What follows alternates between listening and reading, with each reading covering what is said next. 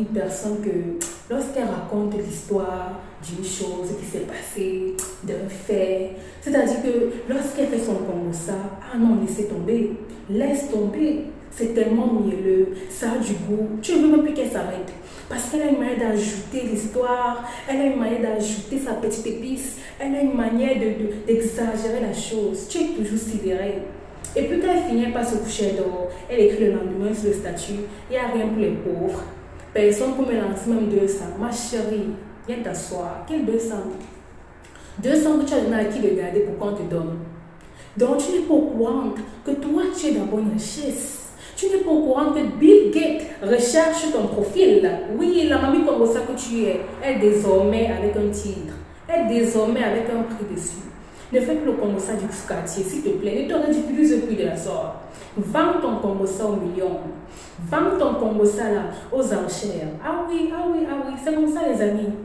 On est là pour ici, on n'est pas là pour s'endormir. Non, non. Tu as une mission sur terre. Et si ta mission, si ce que Dieu t'a donné, c'est de faire le kombucha, mais avec ta voix, s'il te plaît, vends-toi. Je suis désolée de le dire. Alors, ce que tu as fait premièrement, décide d'abord de réussir.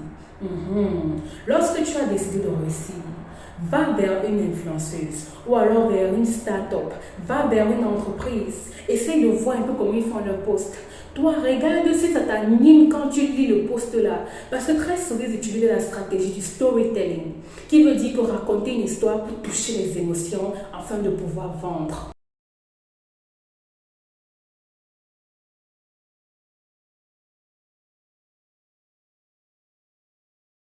Et la bonne nouvelle est que tu n'as même pas besoin d'écrire les Français à la Molière. Non, pas du tout. Tu as juste besoin de détecter un client potentiel, c'est-à-dire les entreprises. Au lieu d'aller sur les pages inutiles faire le kombucha, non ma chérie, s'il te plaît, assieds-toi, regarde les pages professionnelles. C'est-à-dire que tu regardes un peu comment ils écrivent leur histoire ou alors leur manière de faire engager ou de vendre leurs produits.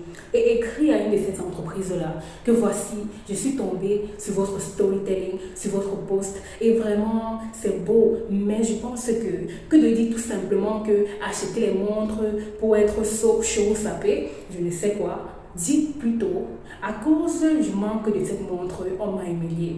Et à la fin, vous pouviez plutôt dire que aujourd'hui, tous ceux qui m'ont humilié sont mes employés. Propose seulement ça, j'ai donné un exemple banal. Propose seulement ça à une entreprise. Maintenant, toi, avec ta touche de professionnel, mamie comme ça, tu vas ajouter ta technique très professionnelle sur ça. Oui, et fais aussi les recherches pour savoir comment professionnaliser la chose. Parce que tu as déjà le produit en toi. Le talent est déjà en toi. Donc, tu as seulement besoin des petites touches, des petits thèmes, des petites codes, tu vois, pour rendre ça très professionnel. S'il te plaît, fais ça. Et viens me dire après si on ne t'a pas pris dans les grandes entreprises. Viens me dire si on ne te discute pas. Viens me dire si on ne court pas pour avoir tes services. C'est que c'est pas moi. Je te dis. Donc arrête de faire les kombucha du sous-quartier. Ça ne sert à rien. Ok? Et une fois que toi tu le fais, cible aussi plusieurs clients. Parce que tu fais que le kombucha, tu fais que le storytelling.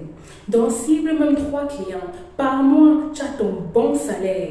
Par mois, tu as ta belle source de revenus qui entre calmement. Alors les amis, c'était tout pour cette vidéo. Si tu as aimé la vidéo, n'oublie pas de me laisser en commentaire ce que tu as pensé également.